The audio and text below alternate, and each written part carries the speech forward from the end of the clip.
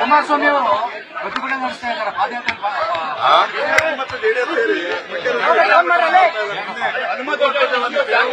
ಸ್ವಲ್ಪ ಕೇಳಿದ್ರಪ್ಪ. ಈಗ ಅಲ್ಲಿ ಮುಚ್ಚಲಿಕ್ಕೆ ಬರ್ಕೊಟ್ಟಿದ್ದಾರೆ. ಏನಂತ ಅಂತಂದ್ರೆ ರಾಷ್ಟ್ರಧ್ವಜ ಅಥವಾ ಕನ್ನಡ ಧ್ವಜ ಇವೆರಡರಲ್ಲಿ ಒಂದನ್ನ ಸ್ತಂಭದಲ್ಲಿ ನಾವು ಆಯುಷ್ ಮಾಡ್ತೀವಿ ಅಂತ ಹೇಳಿದ್ದಾರೆ. ಧ್ವಜಾರೋಹಣ ಮಾಡ್ತೀವಿ ಆ ತರ ಮುಚ್ಚುಳಿಕೆಯನ್ನು ಬರ್ಕೊಟ್ಟವ್ರೆ. ಅಂಜನೆ ಪಂಚಾಯತ್ ಯಾವುದೇ ಧರ್ಮದ ಫ್ಲಾಗ್ ಆಮೇಲೆ ಯಾವುದೇ ಧರ್ಮದ ಫ್ಲಾಗ್ ಅನ್ನ ಅಲ್ಲಿ ಆ ಕಂಬದಲ್ಲಿ ಹಾಕಲ್ಲ ಅಂತ ಹೇಳಿದ್ದಾರೆ. ಅವರೇ ವೈಲೇಟ್ ಮಾಡಿ ಭಗವಾನ್ ಧ್ವಜ ಹಾಕಿದ್ದಾರೆ. ಇದು ಅವರೇ ಬರ್ಕೊಟ್ಟಂತ ಮುಚ್ಚಳಿಕೆಗೆ ವಿರುದ್ಧ ಅಲ್ವಾ? ಇದ್ರ ಪರವಾಗಿ ಕುಮಾರಸ್ವಾಮಿ ಮಾಜಿ ಮುಖ್ಯಮಂತ್ರಿ ಆಗಿದ್ದವರು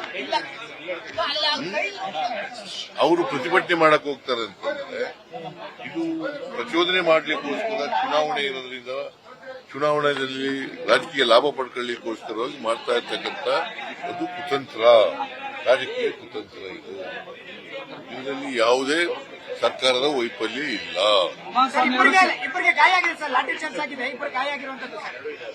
ಪೊಲೀಸ್ನವರಿಗೆ ಹೊಡೆದ್ರೆ ಏನ್ ಮಾಡ್ತಾರೆ?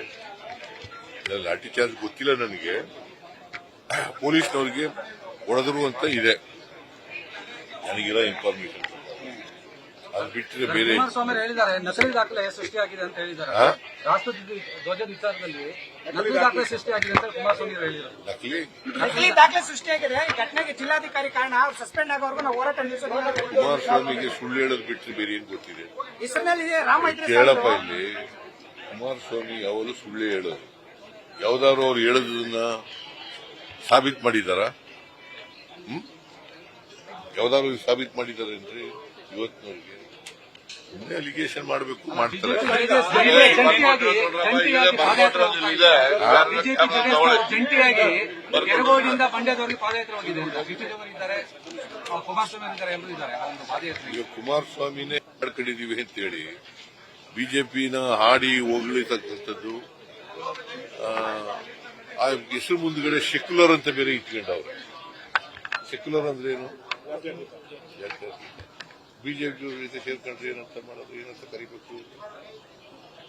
ಸರ್, ಇದ್ರ ಜೊತೆ ಹೇಳಿದ್ರೆ ಹೆಸರಿನಲ್ಲಿ ರಾಮ ಇದ್ರೆ ಸಾಲದು, ನಡವಳಿಕೆ ಮುಖ್ಯ ಅಂತ ಹೇಳಿ ಕುಮಾರಸ್ವಾಮಿ ಹೇಳಿರುವಂತದ್ದು ಸರ್. ಮೇಲೆ ಮೊದಲು ಕುಮಾರಸ್ವಾಮಿ ನಡವಳಿಕೆ ಗೊತ್ತಿದೆ, ಆಮೇಲೆ ಬೇರೆ.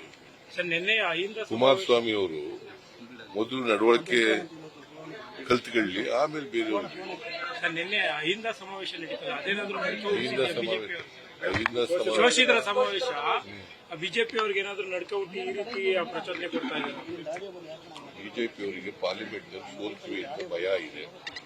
ಆ ಭಯದಿಂದ ಇವೆಲ್ಲ ಪ್ರಚೋದನೆಗಳು ಮಾಡಿ ಯಾವುದೇ ಇಶ್ಯೂ ಇರೋದಿಲ್ಲ ಅಂತ ಕಡೆ ಇಶ್ಯೂ ಮಾಡಿ ಹೋಮವಾದ ಮಾಡಲಿಕ್ಕೆ ಹೊರಟಿದ್ದಾರೆ. ಹೀಗೆ ಮುಂದುವರೆದ್ರೆ ಲೋಕಸಭೆ ಚುನಾವಣೆ ಆಸುಪಾಸದಲ್ಲಿ ಸರ್ಕಾರ ಬಿಟ್ಟೋಗುತ್ತೆ ಅಂತ ಹೇಳಿ ಸಿಟಿ ರವಿ ಅವರು ವಾಗ್ದಾಳಿ ಮಾಡಿರುವಂತದ್ದು ಸರ್. ಹೀಗೆ ಮುಂದುವರೆದ್ರೆ ಲೋಕಸಭೆ ಚುನಾವಣೆ ಆಸುಪಾಸದಲ್ಲಿ ಕಾಂಗ್ರೆಸ್ ಸರ್ಕಾರ ಬಿಟ್ಟೋಗುತ್ತೆ ಅಂತ ಹೇಳಿರುವಂತದ್ದು ಸಿಟಿ ರವಿ ಅವರು. ನಾವು 136 ಜನ ಗೆದ್ದಿದ್ದೀವಿ. ಎಷ್ಟು ಜನ? 136. ನಮ್ಗೆ ಎಷ್ಟು ಓಟ್ ಬಂದಿರೋದು? 43%. ಅವ್ರಿಗೆ ಎಷ್ಟು ಬಂದಿದೆ? 37%. ಹೆಂಗ್ ಬಿದ್ದೋಗುತ್ತೆ? ಹೆಂಗೆ ಬಿದ್ದೋಗೋದು? ಹೆಂಗ ಕಾನೂನು ಯಾರೇ ಕೈಗೆತ್ಕೊಂಡ್ರು ಕೂಡ ಸರ್ಕಾರ ಸಹಿಸಲ್ಲ, ಕ್ರಮ ತಗೊಳ್ತೀವಿ ಅಂತವ್ರ ಮೇಲೆ. ಸರ್, ತುಮಕೂರು ಇವತ್ತಿನ ಕಾರ್ಯಕ್ರಮದಲ್ಲಿ ಪರಮೇಶ್ವರ್ ಅವರು ನಿಮ್ಮನ್ನು ಬೇಡಿಕೆಯನ್ನು ಕೂಡ ಇಟ್ಟು ತುಮಕೂರಿನವರೆಗೆ ಮೆಟ್ರೋನ ವಿಸ್ತಾರ ಮಾಡಬೇಕು, ಸರ್ಕಾರದ ಮನವಿ ಇಟ್ಟು ಹೇಳಿದ್ದಾರೆ. ಅದನ್ನ ಕ್ಯಾಬಿನೆಟ್ ಅಲ್ಲಿ ಕೂತ್ಕೊಂಡು ಚರ್ಚೆ ಮಾಡ್ತೀವಿ. ನ್ಯೂಸ್ ಫಸ್ಟ್ ನಿರ್ಭೀತಿಯಿಂದ ನಿಮ್ಮ ಪರವಾಗಿ.